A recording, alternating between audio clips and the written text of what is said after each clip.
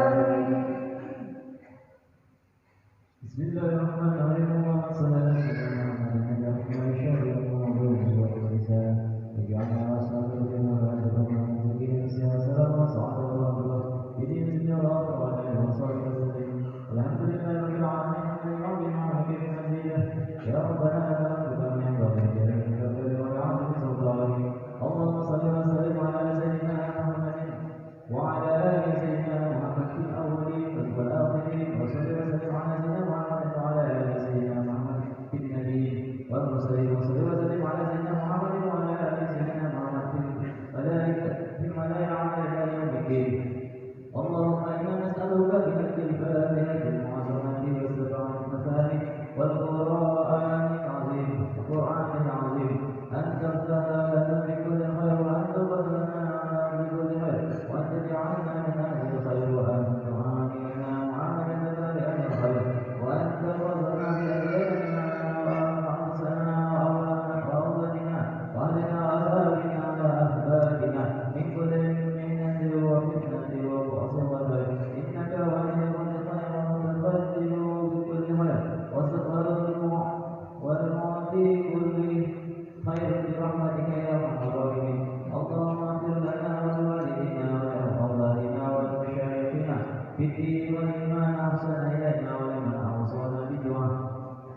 جميع المسلمين والمسلمات والمؤمنين والمؤمنات الأحياء منهم والأموات اللهم اغفر لنا وارحمنا وارض عنا وتقبل منا وادخلنا الجنة ونجنا من النار اللهم اعصم لنا شأننا كله اللهم زدنا ولا تنقصنا وأكرمنا ولا تهنا وعافنا ولا تهنا وارض عنا يا أرحم الراحمين وصلى الله على سيدنا محمد وعلى آله وصحبه وسلم والحمد لله رب العالمين اللهم إنا نسألك الله وجل ونعوذ بك من سخطك والنار اللهم إنا نسألك الله وجل ونعوذ بك من سخطك والنار اللهم إنا نسألك الله وجل ونعوذ بك من سخطك والنار يا عليم السر إنا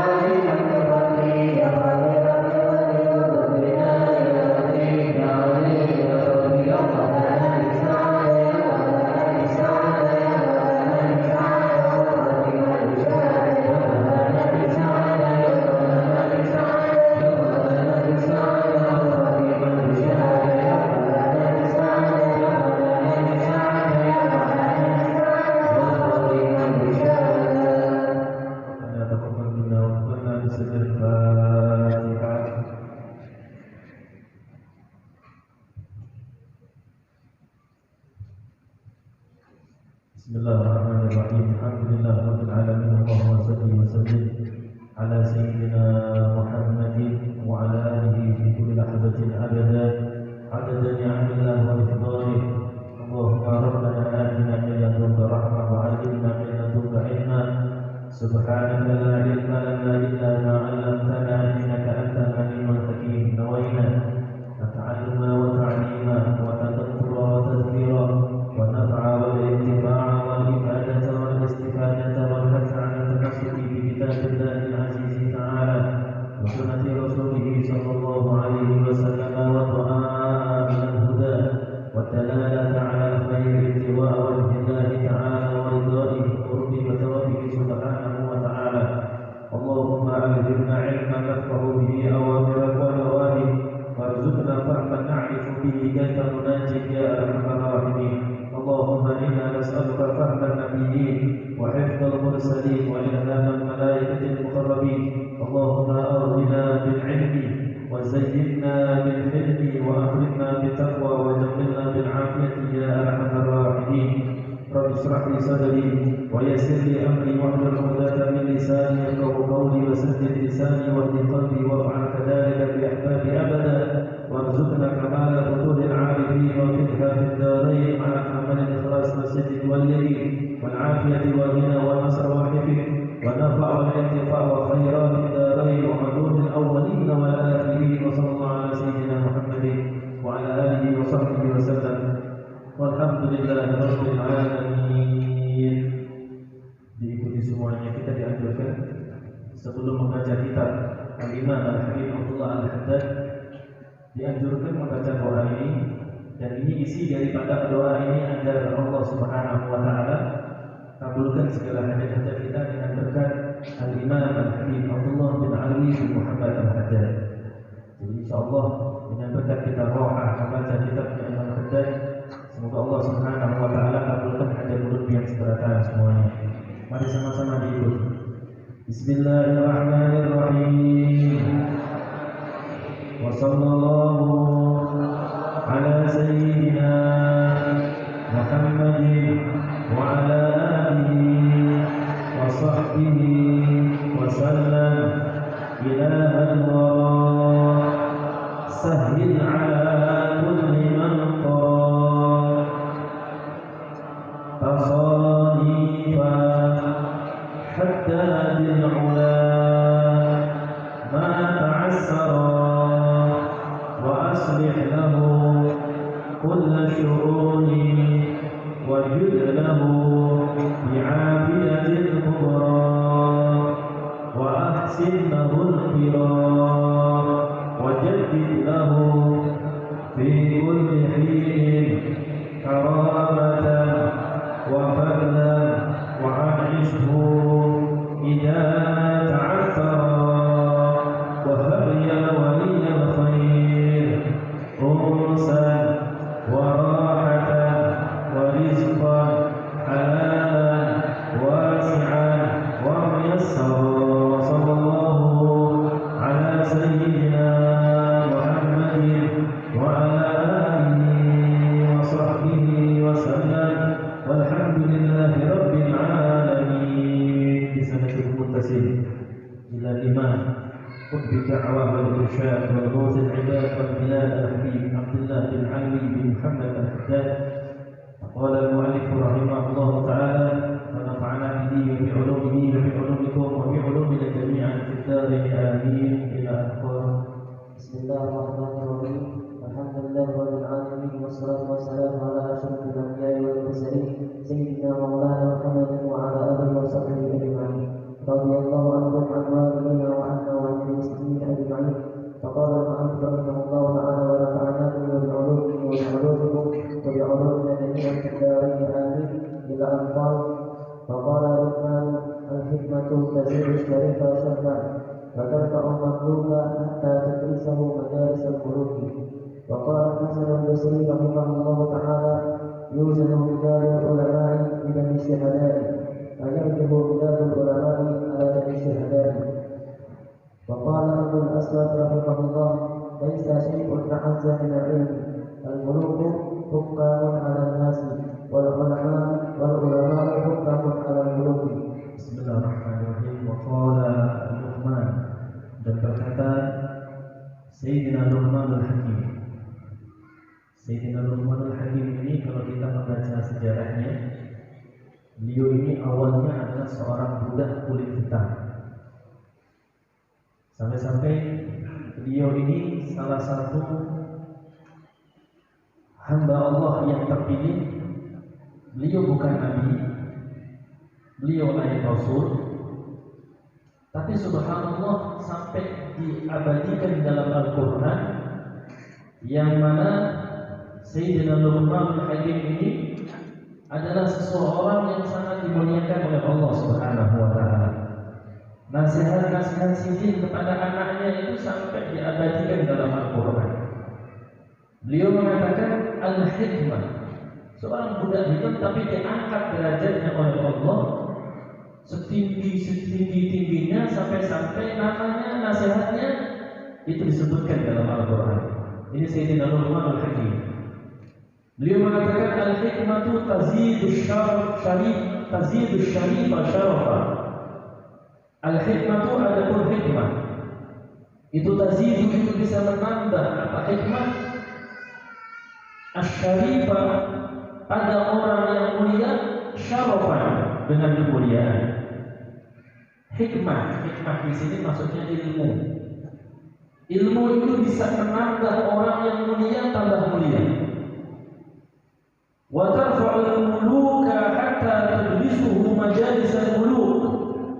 Wa tarfa'u, dan mengangkat apa hikmah al-mamluka pada budak, kuli, buruh, hatta tudlisa sehingga mendudukkan apa hikmah hu pada mamluk majalisal muluk, pada kedudukan raja. Sayyidina Luqman Al-Hakim, beliau mengatakan ilmu, hikmah di sini ilmu itu bisa mengangkat derajat orang yang mulia tambah mulia. Misal ada orang mulia, orang soleh,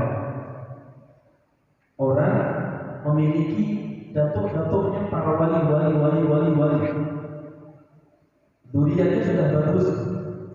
Ketika mereka itu sudah mendapatkan kemuliaan dengan nasab mereka adalah para wali Allah di atasnya, orang-orang soleh di atasnya, ternyata dengan mereka memiliki ilmu yang mulia tambah mulia.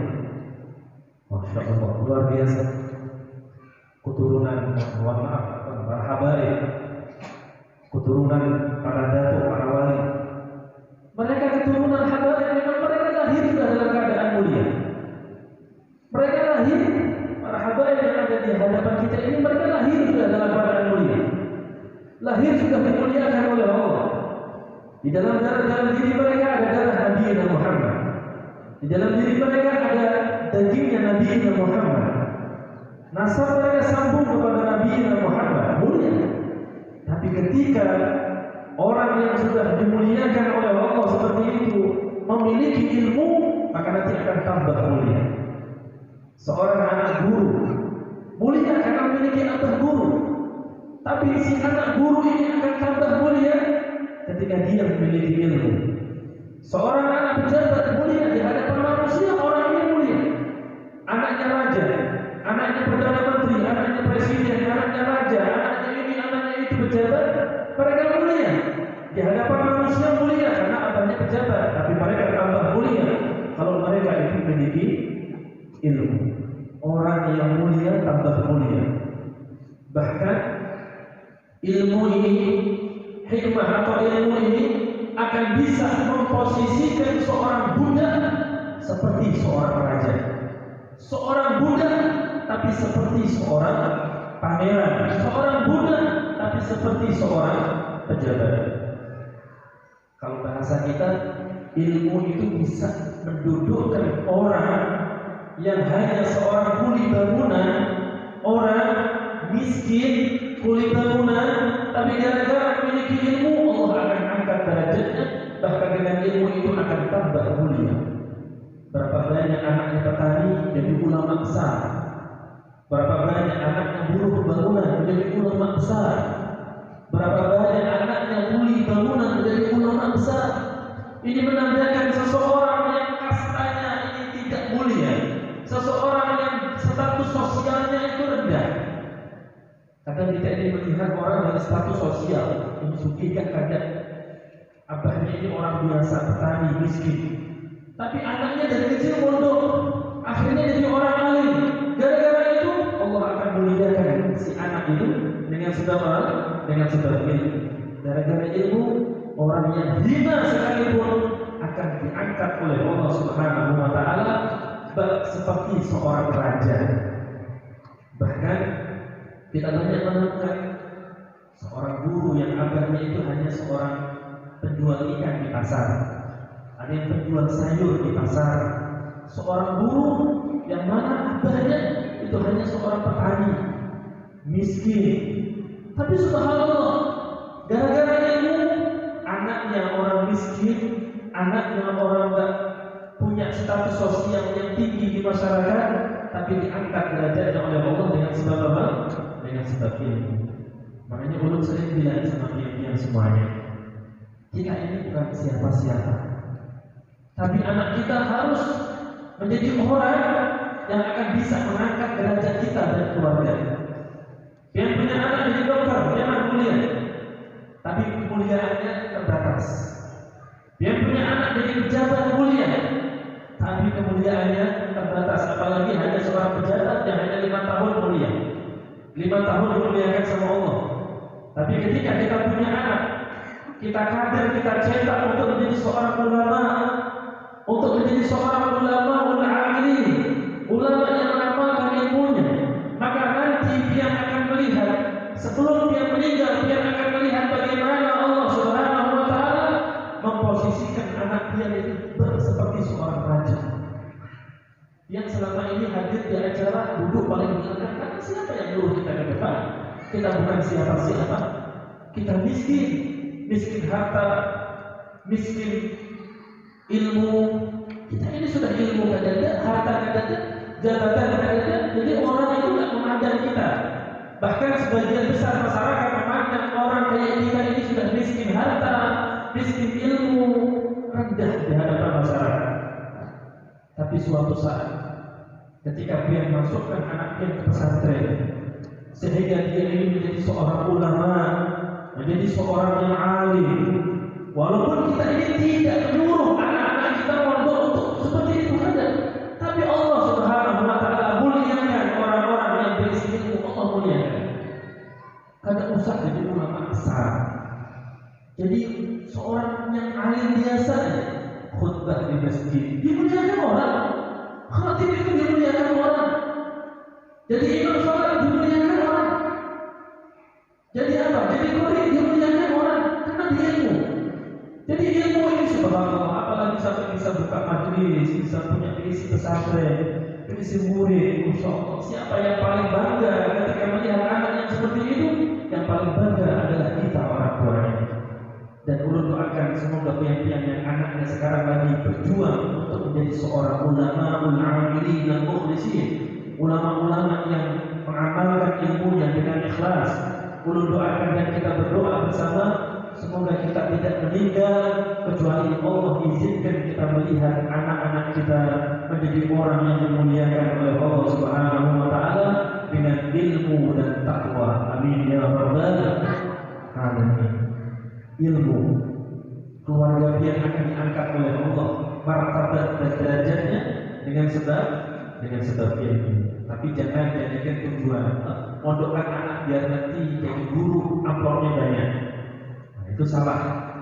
Ada usahanya kayak itu. Tapi Allah Subhanahu wa taala akan muliakan orang-orang yang basic ilmu itu akan Allah muliakan. Tidak usah pikirkan nanti kayak apa kerjanya, kayak apa dunianya, kayak apa usahanya. Tidak. Yang penting kita cetak anak kita, kita bekali anak kita dengan 2 hal, ilmu, takwa.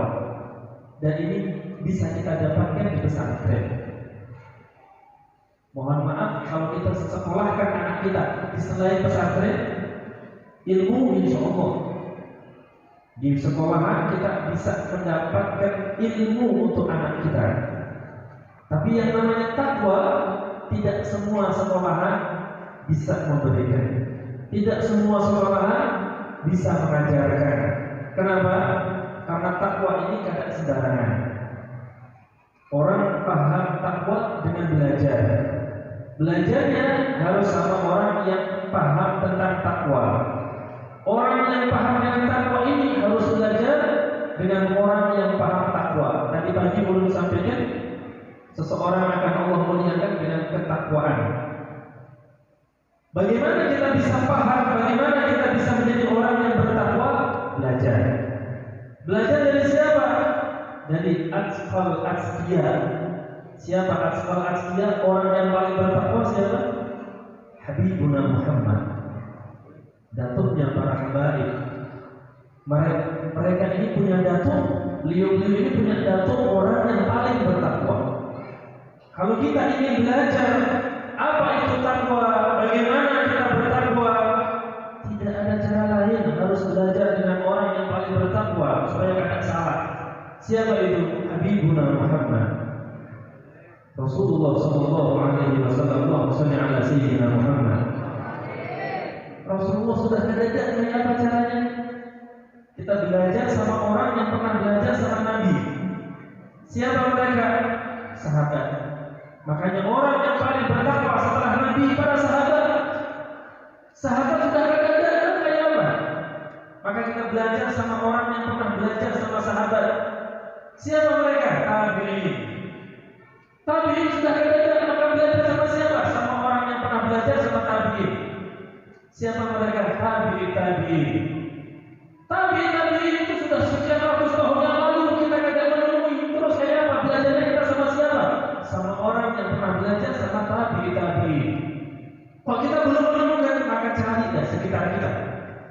Cari guru yang berisi guru, guru yang berisi guru, guru yang berisi guru, guru yang berisi guru, sampai nyambung kepada tabi'in, sahabat, dan sayyidil awwalin wal akhirin, sayyidil anbiya wal mursalin, sayyidina habibina Muhammadin sallallahu alaihi wasallam.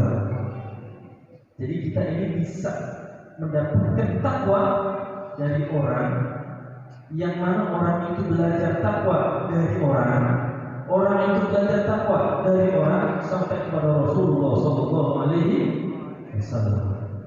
Tadi pagi ulun bacakan sanad keilmuan ulun, karena ulun ada beberapa orang yang menanyakan, Ustaz Ali itu sanad keilmuannya nyambung ke siapa? Tadi pagi ulun sebutkan ada berapa tadi? 38. Dari ulun ke Abuya Al-Habib Ali Zainal Abidin bin Hasan bin Ahmad Badrun, beliau dari Abuya Syekh Muhammad Ali Al-Maliki, beliau dari abahnya Syekh Abbas bin Abdul Aziz Al-Maliki, beliau dari gurunya sampai ke Rasulullah sallallahu alaihi wasallam. Dan setiap santri Anwar yang nanti mereka terjun ke masyarakat, ulun sudah melihat gerakan mereka, perjuangan mereka, dakwah mereka di masyarakat, baru ulun kasih hati. Kalau untuk sementara ini yang penting mereka tahu bahwasanya mereka belajar sama orang yang orang ini belajar sama guru belajar sama guru belajar sama guru sampai ke Rasulullah sallallahu alaihi wasallam. Bekali anak-anak kita dengan dua hal: ilmu, takwa. Ilmu harus ilmu yang sambung sampai ke Rasulullah. Takwa juga sama. Takwa dari seorang guru, bimbingan seorang guru, tarbiyah seorang guru, pendidikan seorang guru. Guru ini belajar dari gurunya, gurunya belajar dari gurunya, gurunya belajar dari gurunya sampai ke Rasulullah sallallahu alaihi wasallam. Abah ulun pernah pondok. Ulun punya sanad keilmuan dari abah. Nyambung juga sampai ke Rasulullah lewat pendiri NU Syekh Haji Hashim Ashari. Ulun punya sanad belajar sama salah seorang kiai di Jepara, namanya Kiai Ahmad Razidi. Beliau murid daripada Kiai Maimun Zubair, Allah yarham, yang meninggal di Mekah 2 tahun yang lalu. Beliau juga nanti nyambung sampai ke Rasulullah, sanad keilmuan. Dan ulun belajar di Galwa di Bamil sama Abuya Al-Habib bin Hasan Taharun. Beliau juga nanti nyambung dari sampai ke Rasulullah sallallahu alaihi wasallam. Jadi kita nggak bisa sembarangan belajar ilmu dan takwa agar kita ini bisa menularkan. Kalau orang pintar banyak, tapi pintarnya mereka itu dari mana? Dari Google, karena ini bahaya. Jadi akhirnya sangat keilmuannya dari guru ke Google, dari guru ke YouTube, dari guru ke internet. Kalau kita kadang, alhamdulillah, dan semua dewan pengajar di Anwar ini punya sanad keilmuan, baik yang dari Pamangki, baik yang dari Darussalam, baik yang dari Darul Ihya Ulumuddin di Bangil, Habib Ahmad bin Husain Al-Habsyi. Beliau juga murid daripada Abu Yazid Muhammad Ali Al-Maliki. Atau yang dari pondok-pondok yang lain, alhamdulillah kita berisi guru sambung sampai ke Rasulullah sallallahu alaihi wasallam. Dan inilah cara kita Ahlus Sunnah wal Jamaah menjaga Kayak apa caranya? Anak-anak kita semuanya jangan sampai mereka itu tidak mendapatkan ilmu dan takwa dari orang yang orang itu pernah belajar dari orang sampai kepada Rasulullah SAW. Alhamdulillah. Dan itu merupakan suatu nikmat. Yang punya anak bekali dengan dua hal. Terserah. Dia terserah mau masukkan anak ke pondok, terserah. Atau anak dimasukkan ke pondok, terserah. Yang penting dua hal ini berikan kepada anak dia. Ilmu, takwa. Ketika seorang anak memiliki dua hal ilmu dan takwa, walaupun dia itu nanti meninggalkan harta, tapi ilmu dan takwa inilah yang akan mengangkat derajat anak-anak kita. Dan inilah dua hal inilah yang akan menjadikan anak-anak kita mulia. Dan dua hal inilah yang akan menjadikan anak-anak kita nanti menjadi khairukum anfa'ukum linnas. Sebaik-baik kalian adalah orang yang paling banyak bisa memberikan manfaat kepada orang lain. Dan tidak dikatakan sebagai khairukum anfa'ukum linnas kecuali orang itu benar-benar bisa memberikan sesuatu yang paling diperlukan oleh masyarakat. Apa itu? Yang tidak lain tidak bukan adalah ilmu. Ilmu. Maka dari itu kabar gembira untuk orang tua yang anaknya sekarang lagi berjuang untuk menjadi anak yang salih, alim, muttaqi, saleh dan bertakwa, alim dan bertakwa. Beruntung yang punya anak yang cetak untuk menjadi seorang ulama yang bertakwa, orang saleh yang bertakwa, yang mana semakin hari semakin sedikit yang bisa kita temukan orang-orang seperti itu. Dan semoga Allah jadikan anak-anak kita semuanya menjadi anak-anak yang salih, menjadi para pemimpin orang-orang yang bertakwa. Amin ya rabbal alamin. Sebagaimana doa kita, Rabbana hab lana min azwajina wa dzurriyyatina qurrata a'yun waj'alna lil muttaqina imama. Biar kita ini bodoh, biar kita ini bungul, biar kita ini miskin harta, miskin ilmu, tapi anak kita jangan sampai miskin ilmu. Jangan sampai anak kita ini miskin ilmu. Biar kita diremehkan orang, biar kita dihinakan orang, biar kita kadang diherani orang, karena kita ini orang miskin, karena kita ini orang bodoh, karena kita ini kagak berilmu. Tapi jadikan anak kita orang yang berilmu, maka ilmu itulah yang akan mengangkat derajat anak-anak kita. Ketika anak kita diangkat derajatnya oleh Allah, maka secara otomatis di atas anak kita ada kita. Di atas anak kita ada kita. Makanya jadi orang tua jangan kita ini perhitungan dengan anak kalau masalah ilmu, waktu, tenaga, pikiran, harta, semuanya ayo kita keluarkan. Yang penting anak kita jadi orang yang berilmu. Kenapa? Anak kita diangkat derajatnya oleh Allah dengan ilmu, maka di atas anak kita ada kita. Yang penting kita berusaha untuk mendidik anak-anak kita jadi ulama. Di atas anak kita ada kita.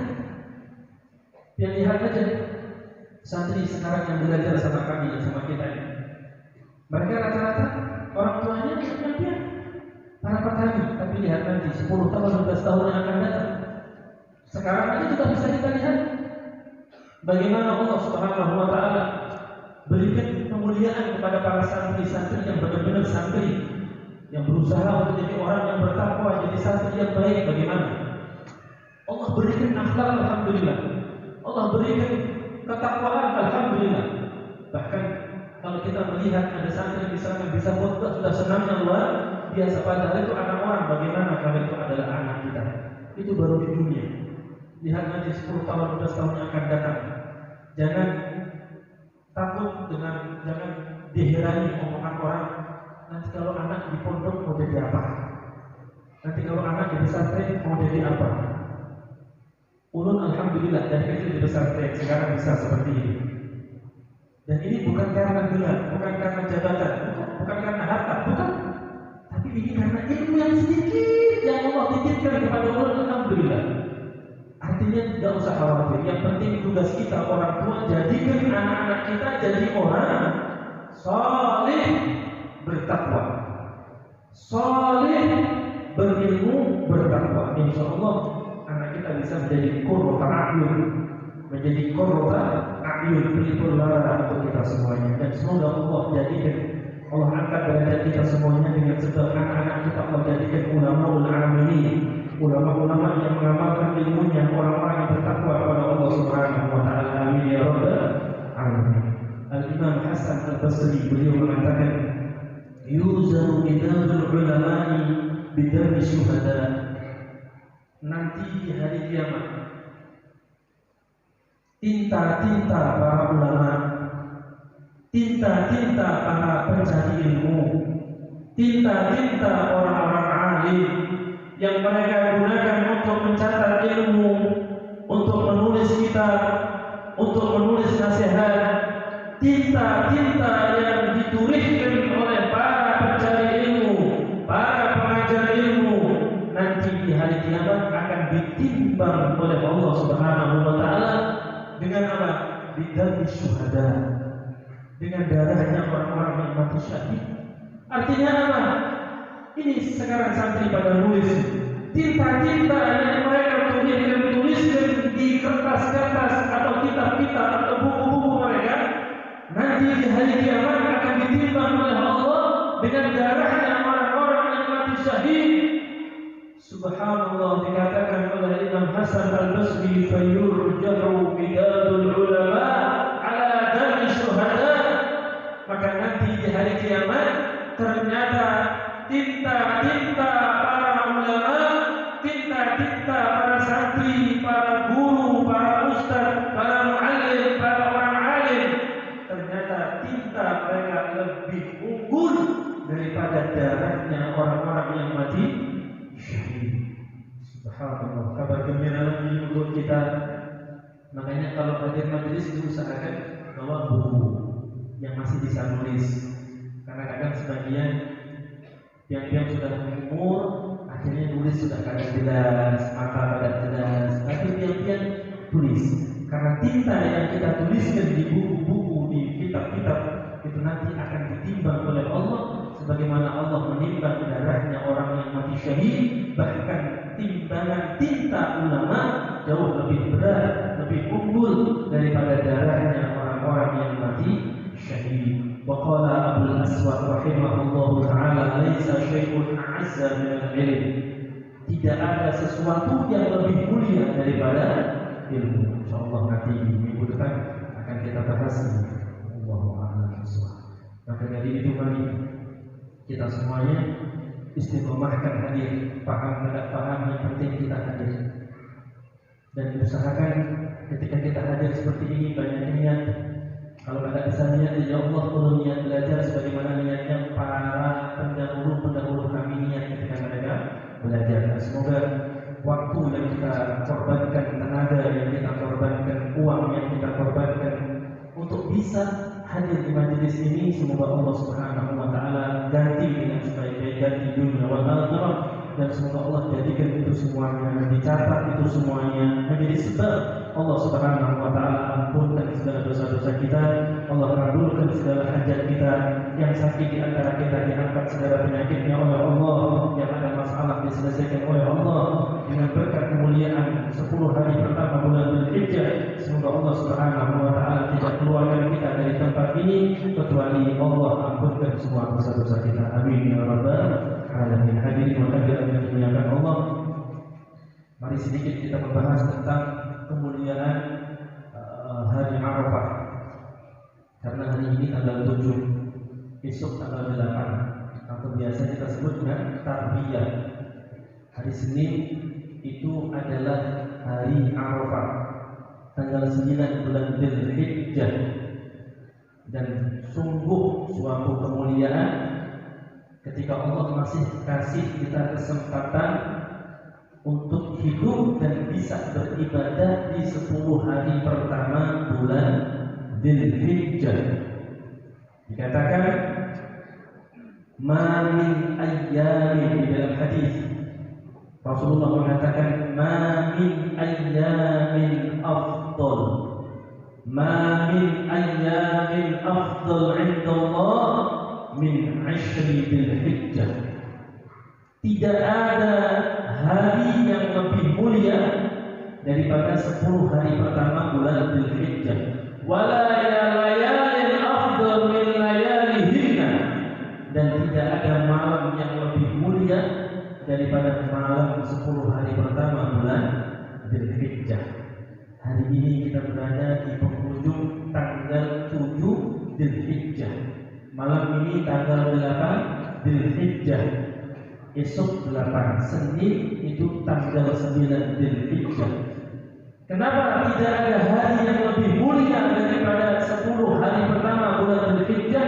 Karena di situ terdapat 3 hari yang semuanya dimuliakan oleh Allah. Yang pertama, di dalam 10 hari pertama bulan Dzulhijjah itu ada Yaumut Tarwiyah, tanggal 8 bulan Dzulhijjah, besok. Kemudian di hari 10 hari pertama bulan Dzulhijjah ada hari Arafah, yaitu hari Senin. Kemudian di 10 hari pertama ini ada Yaumun Nahri, hari raya Idul Adha, yang mana para ulama sepakat mana yang lebih utama, hari raya Idul Fitri atau hari raya Idul Adha. Para ulama mengatakan Idul Adha Yaumun Nahri afdal min Idul Fitri. Idul Adha itu lebih utama daripada Idul Fitri. Dan kita berada di tanggal 7.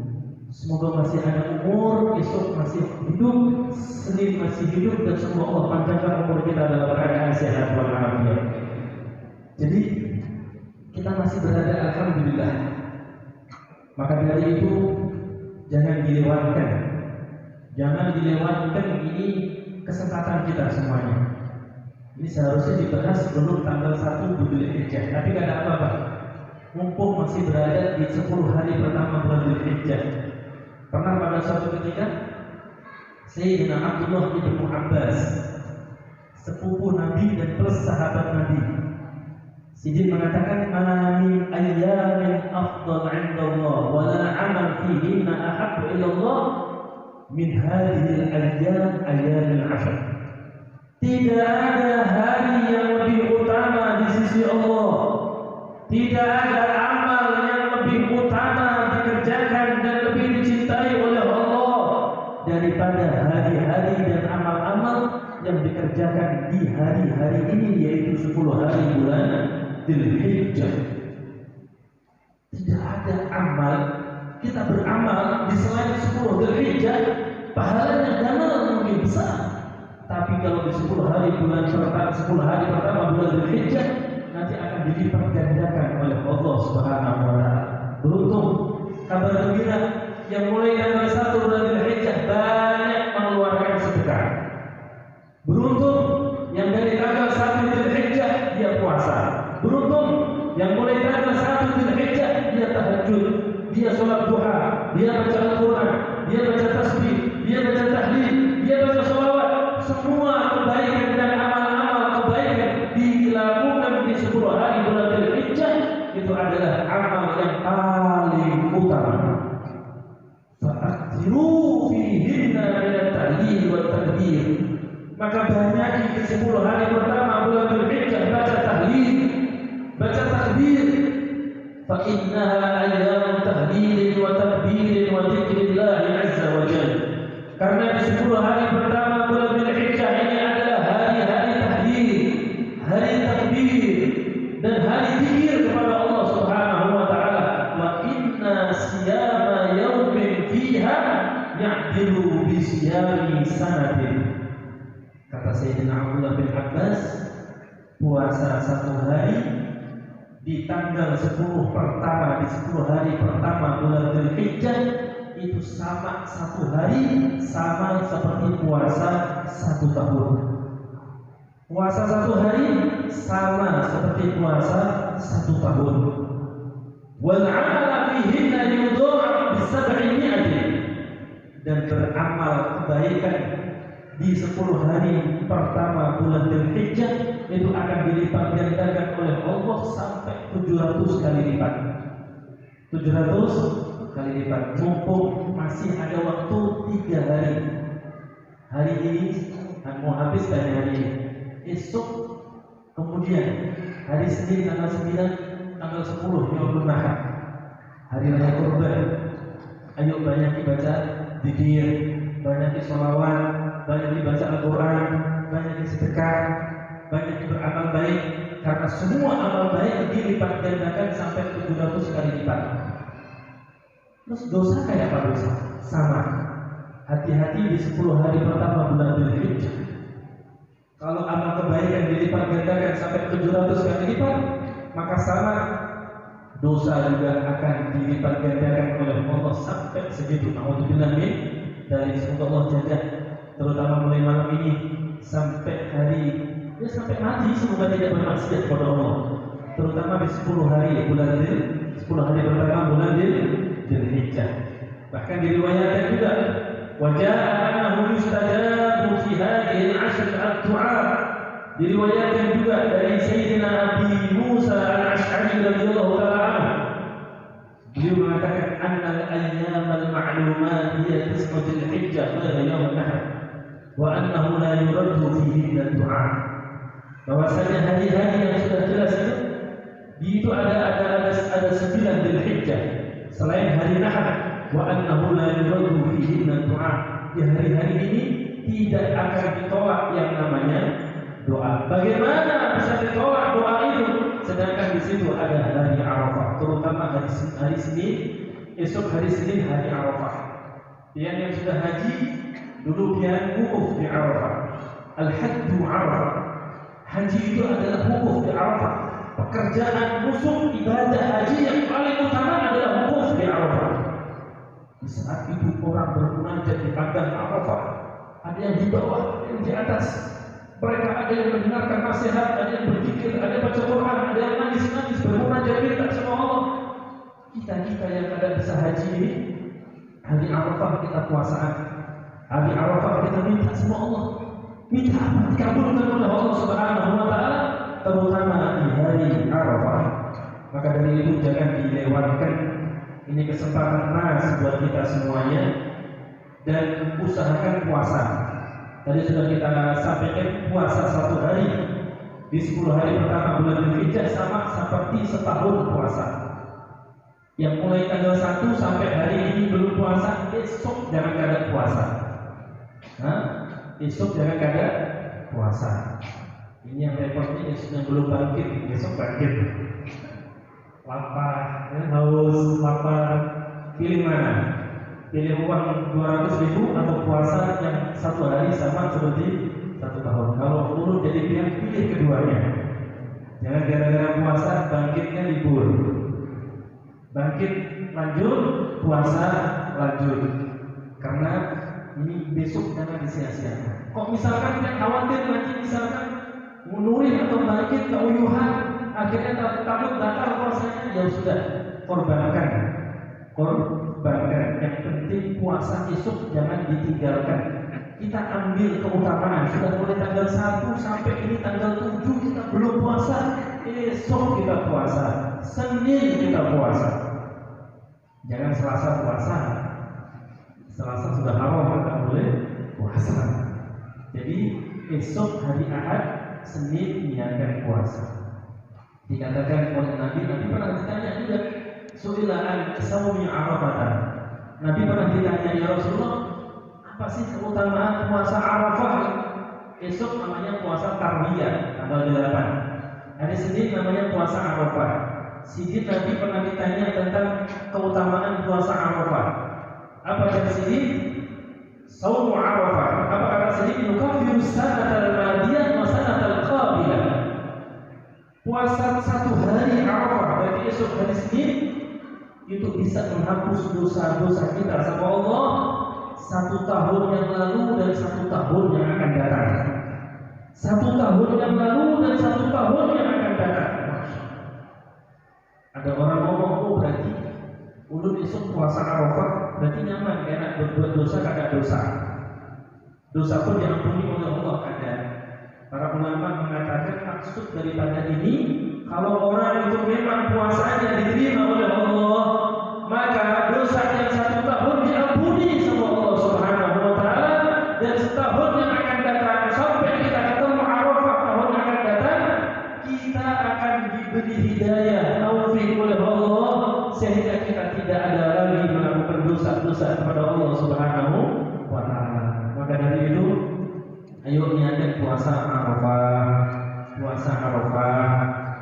esok tarwiyah, namaitu sauma ghadin, misalkan dari sunnah tarwiyah atau dari saumi tarwiyah sunnah lillahi ta'ala, atau misalkan kita tidak bisa bahasa Arabnya, yang penting niat saja aku esok puasa tarwiyah selesai. Kadang-kadang ya, hari Senin puasa Arafah, pokok niat puasa Arafah. Ada beberapa pertanyaan yang berkaitan dengan puasa Arafah. Tadi ada orang bertanya, Ustaz, pakai apa hukum misalkan ulun kan belum mengkodok puasa Ramadan? Bagi ibu-ibu terutama, bagi perempuan pasti punya hutang puasa Ramadan, kecuali orang-orang yang sudah menopause, orang yang tidak haid lagi. Kalau yang masih haid, berarti pasti terhutang puasa. Bapak-bapak ada yang terhutang? Mungkin haid juga. Jadi ada pertanyaan, saya ulun kan belum sempat mengkodok puasa yang terhutang puasa yang semalam 5 hari. Ada yang 7 hari. Kayak apa? Ulun puasa kodok dulu kan? Atau puasa Arafah? Esok kan sudah tarwiyah, hari Senin sudah Arafah. Kayak apa? Maka ya udah esok puasa, niatnya niat kodok. Niat kodok, secara otomatis dia dapat pahala tarwiyah. Hari Senin puasa lagi, niat kodok, secara otomatis dia dapat puasa Arafah, plus dapat juga puasa Senin. Niatnya pokoknya niat kodok aja. Kalau wajib sama sunnah jangan digabung. Besok puasa, niat membayar hutang puasa Ramadan plus niat tarwiyah, paling ada janji. Kalau sunnah sama-sama sunnah bisa. Kalau sunnah sama-sama sunnah bisa. Misalkan bagi kita yang lelakinya, esok hari Senin kita puasa Arafah plus sekaligus puasa Senin, maka dapat ini keduanya.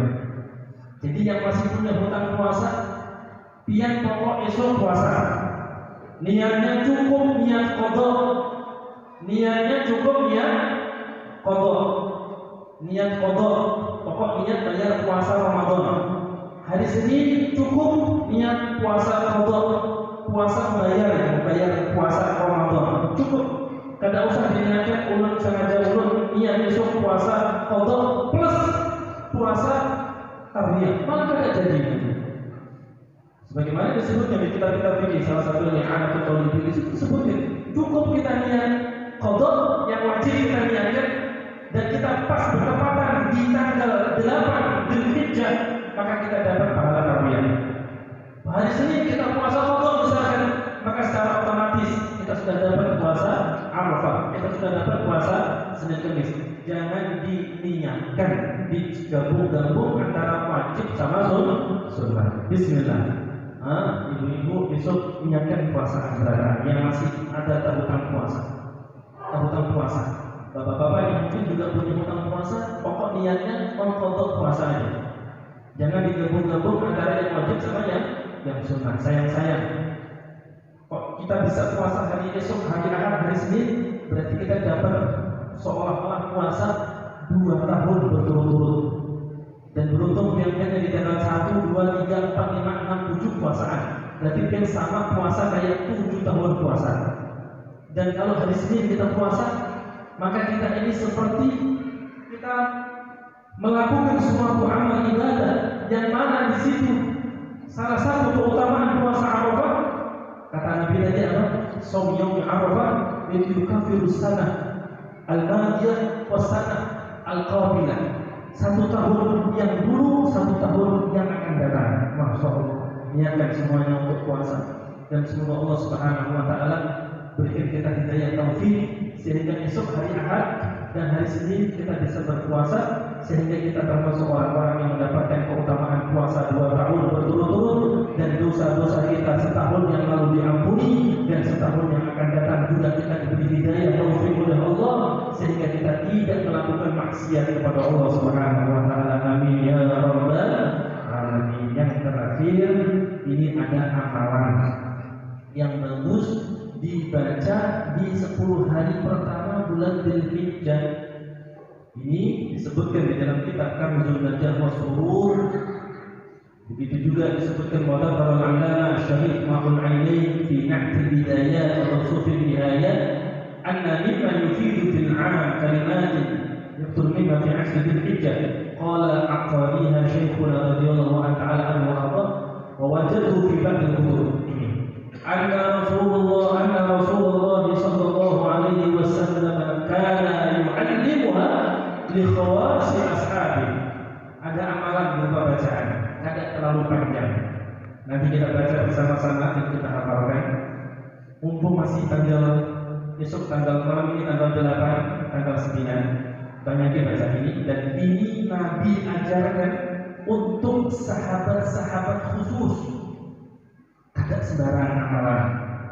Dikatakan di sini karena yu'allimuha li khawasi ashabihi. Nabi mengajarkan ini sama sahabat-sahabat yang khusus, ada semua sahabat.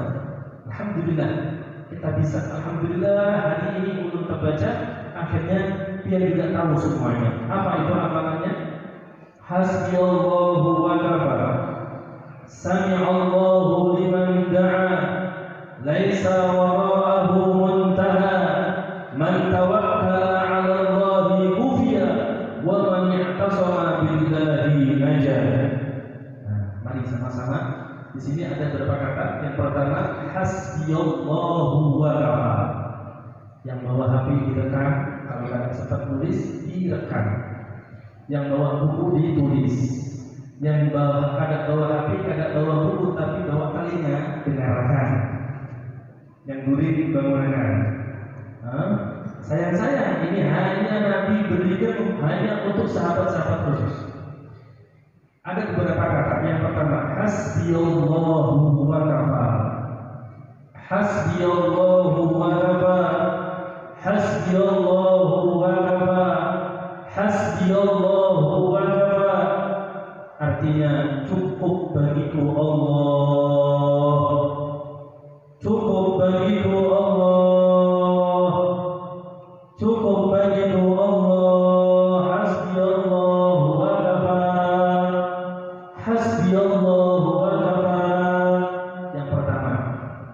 Yang kedua, sami'allahu liman da'a. Sami'allahu liman da'a. Sami'allahu liman da'a. Artinya semoga Allah Subhanahu wa ta'ala mendengarkan bagi orang yang berdoa kepadanya. Artinya dengan kita baca ini doa kita dijabah sama Allah.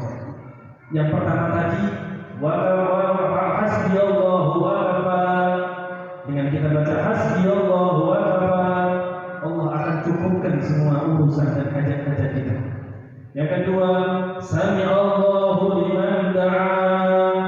Allah akan dengarkan doa orang yang berdoa, maka kita pun termasuk akan didengarkan dan dikabulkan oleh Allah Subhanahu wa ta'ala.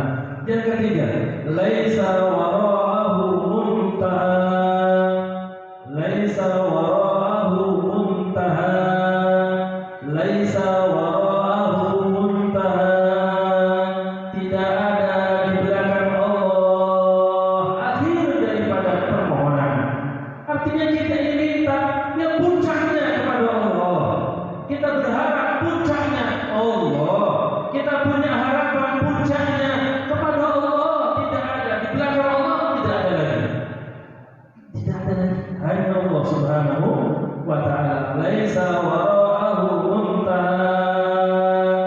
Siapa akhir di belakang Allah? Ada. Hanya Allah Subhanahu wa ta'ala. Kemudian yang keempat, man tawakkala 'ala Allahi kufiya. Man tawakkala 'ala Allahi kufiya. Man tawakkala 'ala Allahi kufiya. Yang artinya barang siapa yang pasrah total kepada Allah, maka Allah akan cukupkan. Barang siapa yang pasrah total 100% kepada Allah, Allah akan cukupkan. Allah akan cukupkan. Man tawakkala 'ala Allahi kufiya. Barang siapa yang pasrah total kepada Allah, Allah akan cukupkan. Man tawakkala 'ala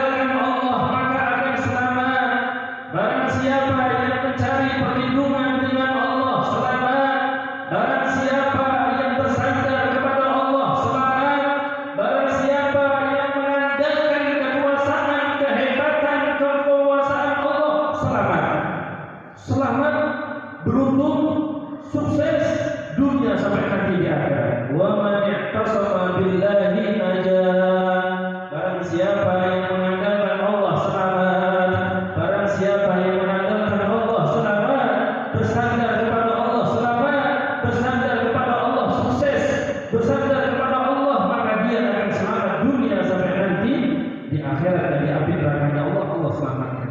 Ada 5. Yang pertama tadi apa? Hasbiyallahu wa kafa.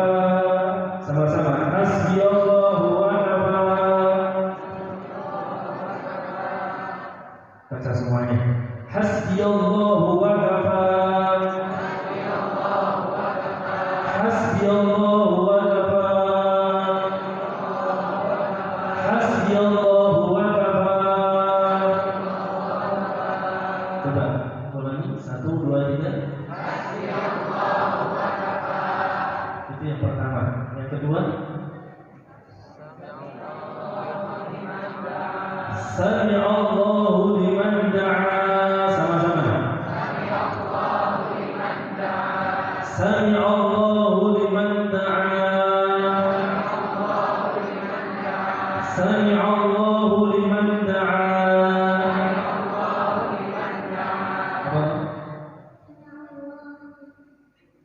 Apa namanya apa? Yang kena apa? Sami'allahu liman da'a.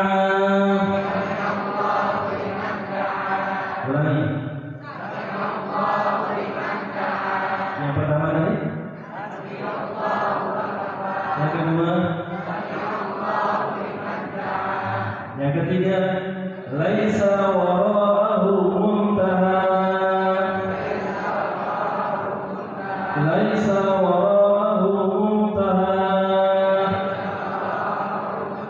Laisa wara'ahu muntaha. Laisa wara'ahu muntaha.